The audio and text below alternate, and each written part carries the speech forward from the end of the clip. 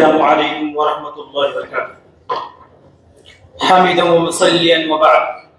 اعوذ باللہ من الشیطان الرجیم. بسم اللہ الرحمن الرحیم. هو الذي بعث في الأميين رسولا منهم يتلو عليهم آياته ويزكيهم ويعلمهم الكتاب والحکمہ. محترم حکم صاحبان، دیگر اساتذہ اکرام اور میرے پیارے بھائی، آج میں جس عنوان کے تحت گفتگو کرنا چاہتا ہوں وہ ہے نبی کریم صلی اللہ علیہ وسلم کے 6 بنیادی حقوق. سامعین، اس ہوئے زمین نے بہت سے چہرے دیکھے، بہت سے فرزندوں کو اپنے سینے سے چمٹائے رکھا، ان کو کھانا دیا، پانی دیا، غم و خوشی کے دن دکھلائے، نیز ایک متعینہ مدت کے گزر جانے کے بعد اپنے ہی اندر سمو لیا. لیکن ان میں کیا اگر کوئی تھا جس کو زمین آج بھی تراشتی ہے، آسمان دیدار کو ترستا ہے، جن کے سامنے چاند اپنی خوبصورتی کو کھوتی نظر آتی ہے، وہ کوئی اور نہیں اللہ کے حبیب آمنہ کا لال محمد رسول اللہ صلی اللہ علیہ وسلم ہے، جن کے ہم پر کتنے ہی احسانات ہیں، بس ہم پر ان کے کچھ حقوق بھی ہیں جن میں سے انشاءاللہ 6 کو بیان کروں گا. نمبر 1، آپ کو اللہ کا بندہ اور اس کا رسول مانا جائے. جو لوگ اس بات کے قائل ہیں کہ رسول اللہ صلی اللہ علیہ وسلم نور من نور اللہ ہے، یا وہی جو مستوی عرش کا خدا ہو کر اتر پڑا ہے مدینے میں مصطفیٰ ہو کر کے قائل ہیں، یا عقیدہ تثلیث کو مانتے ہوئے رسول اللہ صلی اللہ علیہ وسلم کو بھی رب کا ایک جز قرار دیتے ہیں، وہ کان کھول کر سن لے. رسول اللہ صلی اللہ علیہ وسلم، اللہ کے رسول اللہ صلی اللہ علیہ وسلم بھی ہمارے اور آپ ہی کے طرح ایک انسان تھے. اللہ رب العالمین کا فرمان، قل انما انا بشر مثلکم یوحی الی انما الہکم الہ واحد. اسی طرح اس بات پر بھی ایمان لایا جائے کہ رسول اللہ صلی اللہ علیہ وسلم اللہ کے رسول ہیں.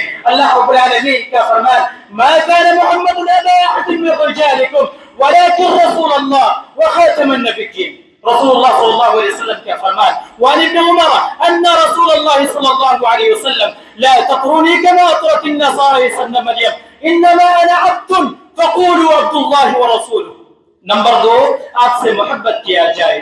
یاد رکھیں، آپ کو اپنے والدین محبوب ہو سکتے ہیں، عیسی و طارق محبوب ہو سکتے ہیں، لیکن ان سے جو محبت کا معیار ہے رسول اللہ صلی اللہ علیہ وسلم کے محبت سے بالا تر نہیں ہونے چاہیے. اللہ رب العالمین کا فرمان، قل ان كان آباؤكم وابناؤكم واخوانكم وازواجكم وعشيرتكم واموال اقترفتموها وتجارة تخشون كسادها ومساكن ترضونها احب اليكم من الله ورسوله وجهاد في سبيله فتربصوا حتى ياتي الله بامره والله لا يهدي القوم الفاسقين. رسول اللہ صلی اللہ علیہ وسلم کا فرمان، لا يؤمن احدكم حتى يكون احب اليه من والده وولده والناس اجمعین. نمبر 3، رسول اللہ صلی اللہ علیہ وسلم کی اطاعت کی جائے. رسول اللہ صلی اللہ علیہ وسلم کا محبت کا تقاضا یہ ہے کہ رسول اللہ صلی اللہ علیہ وسلم کی اطاعت کی جائے. قال الشاعر، لو كان حبك صادقا لطعته ان المحب لمن يحب مطيع. بس محبت کا دعویٰ صرف کھوکھلی نہیں ہونی چاہیے بلکہ اطاعت بھی ضروری ہے.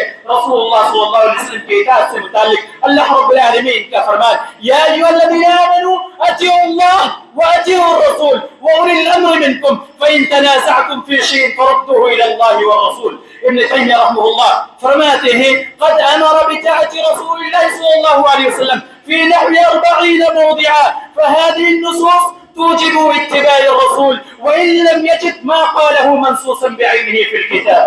اس کے باوجود بھی اگر کوئی اتباع رسول کو لازم نہیں پکڑتا تو اللہ رب العالمین کے فرمان کو بھی یاد رکھے، فَلْيَحْذَرِ الَّذِينَ يُخَالِفُونَ عَنْ أَمْرِهِ أَن تُصِيبَهُمْ فِتْنَةٌ أَوْ يُصِيبَهُمْ عَذَابٌ أَلِيمٌ.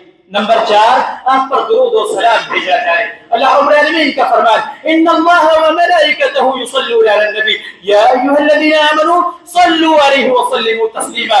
رسول اللہ صلی اللہ علیہ وسلم کا فرمان، ان افطر ایامکم یوم الجمعہ فیہ خلق آدم وفیہ النفخہ وفیہ الصیقہ فاکثروا علی من الصلاة فیہ فإن صلاتکم معروضۃ علی.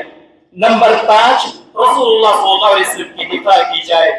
ان کے جاہ و جلال کے کیا کہنے، ان کی تو دفاع اللہ رب العالمین نے کی. کہیں ما انت بنعمت ربک بمجنون کہہ کر تو کہیں تبت یدا ابی لہب وتب ما اغنی عنہ مالہ وما کسب کہہ کر تو کہیں والنجم اذا ہوا ما ضل صاحبکم وما غوى وما ينطق عن الهوى ان هو الا وحی یوحی کہہ کر. بس ضرورت اس بات کی ہے کہ آج بھی اگر کوئی رسول اللہ صلی اللہ علیہ وسلم کے شان میں گستاخی کرتا ہے تو اس کے خلاف مورچہ کھڑا کرے, ان سے نفرت کا اظہار کرے اور بتا دے اس روئے زمین کے اندر جب تک ایک بھی مسلمان باقی ہے تب تک کسی کو یہ حق نہیں کہ رسول اللہ صلی اللہ علیہ وسلم کے بارے میں کوئی غلط بات کہہ سکے. اور انشاءاللہ تا قیامت اس دنیا کے اندر مسلمان موجود رہیں گے. نمبر 6, رسول اللہ صلی اللہ علیہ وسلم کی سنتوں کو رائج کیا جائے. حجۃ الوداع کا موقع ہے, آپ لوگوں سے مخاطب ہیں, انہیں فرائض و سنن کی تعلیم دیتے ہیں, پھر فرماتے ہیں فَلْيُبَلِّغُ الشَّاهِدَ الْغَائِبَ. مقصد صرف اور صرف یہ کہ عام و خاص تک فرائض و سنن کی تعلیم پہنچ جائے.